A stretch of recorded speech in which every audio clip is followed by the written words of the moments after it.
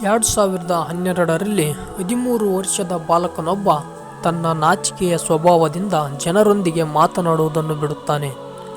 ಆದರೆ ಅವನು ತನ್ನ ಕ್ಯಾಮರಾದೊಂದಿಗೆ ಮಾತನಾಡಲು ಶುರು ಮಾಡುತ್ತಾನೆ. ಈ ಒಂದು ನಿರ್ಧಾರ ಅವನನ್ನು ಇಂದು ಯೂಟ್ಯೂಬ್ನ ರಾಜನನ್ನಾಗಿ ಮಾಡಿದೆ. ಈ ಕತೆ ಬೇರೆ ಯಾರದೂ ಅಲ್ಲ, ಯೂಟ್ಯೂಬ್ನ ಫೇಮಸ್ ಯೂಟ್ಯೂಬರ್ ಆದಂತಹ ಮಿಸ್ಟರ್ ಬೀಸ್ಟ್ದು. 1998 ಅಮೆರಿಕದಲ್ಲಿ ಮಿಸ್ಟರ್ ಬೀಸ್ಟ್ ಜನನವಾಗುತ್ತದೆ. ಇವನನ್ನು ಪ್ರೀತಿಯಿಂದ ಜಿಮ್ಮಿ ಎಂದು ಕರೆಯುತ್ತಿದ್ದರು. ಇವನ ತಂದೆ ತಾಯಿಗಳು US ಮಿಲಿಟರಿನಲ್ಲಿ ಕೆಲಸ ಮಾಡುತ್ತಿದ್ದರು. ಜಿಮ್ಮಿಯ ಬಾಲ್ಯವು ಅಷ್ಟೊಂದು ಸುಲಭವಾಗಿರಲಿಲ್ಲ.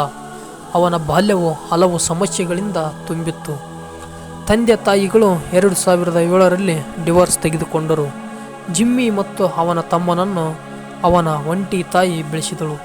ಜಿಮ್ಮಿಗೆ ಬೇಸ್ಬಾಲ್ ಆಟ ಎಂದರೆ ತುಂಬ ಇಷ್ಟ.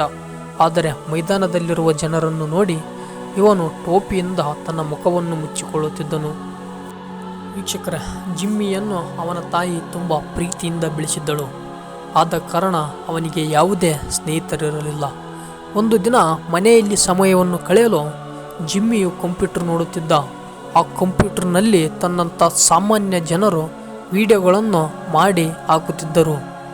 ಆ ವೆಬ್ಸೈಟ್ ಯಾವುದೆಂದರೆ ಅದುವೇ ಯೂಟ್ಯೂಬ್. 12 ವರ್ಷದ ಜಿಮ್ಮಿಯು ಒಂದು ದಿನ ತನ್ನ ಫೇವರೆಟ್ ಗೇಮರ್ ಆದಂತಹ ವುಡೀಸ್ ಗೇಮರ್ ಟ್ಯಾಗ್ನು ಫುಲ್ ಟೈಮ್ ಯೂಟ್ಯೂಬರ್ ಆಗಲು ತನ್ನ ಕೆಲಸವನ್ನು ತೊರೆದಿದ್ದನು. ಅದನ್ನು ನೋಡಿದ ಜಿಮ್ಮಿಗೆ ಗೊತ್ತಾಯಿತು ಯೂಟ್ಯೂಬಿಂದ ತನ್ನ ಜೀವನವನ್ನು ರೂಪಿಸಬಹುದೆಂದು. ಅದಾದ ನಂತರ ಜಿಮ್ಮಿಯು ಒಂದು ಯೂಟ್ಯೂಬ್ ಚಾನಲ್ ಕ್ರಿಯೇಟ್ ಮಾಡುತ್ತಾನೆ.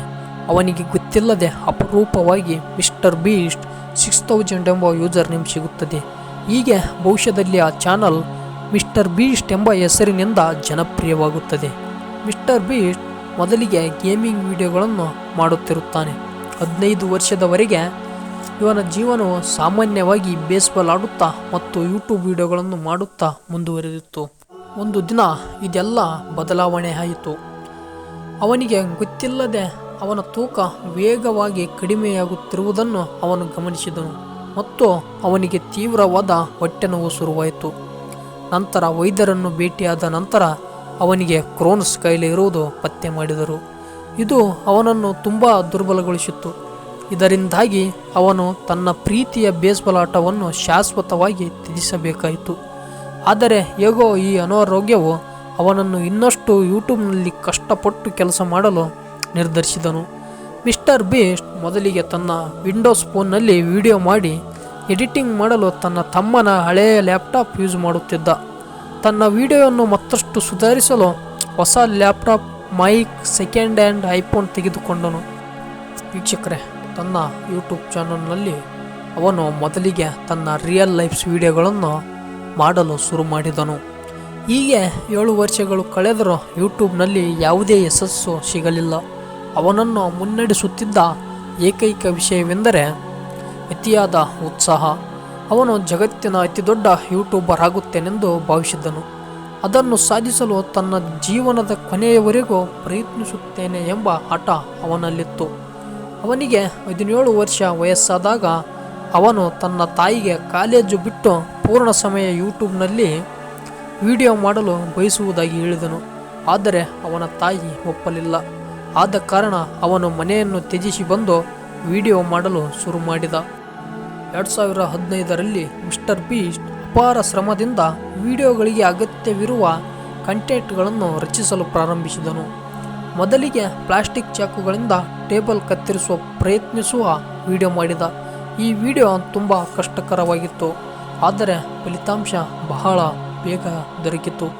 ಈ ವಿಡಿಯೋದಿಂದ ಅವನು ಸ್ವಲ್ಪ ಹಣ ಗಳಿಸಿದ. ಇದರಿಂದ ಮನೆಯಿಂದ ಹೊರಗಡೆ ಬಂದರೂ ಅವನು ಸ್ವತಂತ್ರವಾಗಿ ಜೀವಿಸಲು ಅನುಕೂಲವಾಯಿತು. ಒಂದು ದಿನ ಮಿಸ್ಟರ್ ಬೀಸ್ಟ್ ನರೋಟೋ ಎಂಬ ಕಾರ್ಯಕ್ರಮ ನೋಡುತ್ತಿದ್ದನು. ಈ ಕಾರ್ಯಕ್ರಮ 700 ಎಪಿಸೋಡ್ಗಳನ್ನು ಹೊಂದಿತ್ತು. ಈ ವಿಡಿಯೋದಿಂದ ಮಿಸ್ಟರ್ ಬೀಸ್ಟ್ಗೆ ಒಂದು ಒಳ್ಳೆಯ ಐಡಿಯಾ ಬಂತು. ಅವನು 1 ಲಕ್ಷ ನಂಬರ್ ಕೌಂಟ್ ಮಾಡುವ ವಿಡಿಯೋ ಮಾಡಿದನು. ಅದು ಬಿಟ್ಟೊಡನೆ ತುಂಬ ವೈರಲ್ ಆಯಿತು. ಇದರಿಂದ ಅವನು ಬೇರೆ ಬೇರೆ ವಿಡಿಯೋಗಳನ್ನು ಮಾಡಲು ಶುರು ಮಾಡಿದನು. ದಾನ ಮಾಡುವುದು, ಮನೆ ಇಲ್ಲದವರಿಗೆ ಮನೆ ಕಟ್ಟಿಸಿಕೊಡುವುದು, ಹೀಗೆ ಅನೇಕ ವಿಡಿಯೋಗಳಿಂದ ಇಂದು ಅಮೆರಿಕ ಅಲ್ಲ, ಇಡೀ ವಿಶ್ವದಲ್ಲೇ ಇವನ ಹೆಸರು ಕೇಳಿಬರುತ್ತದೆ.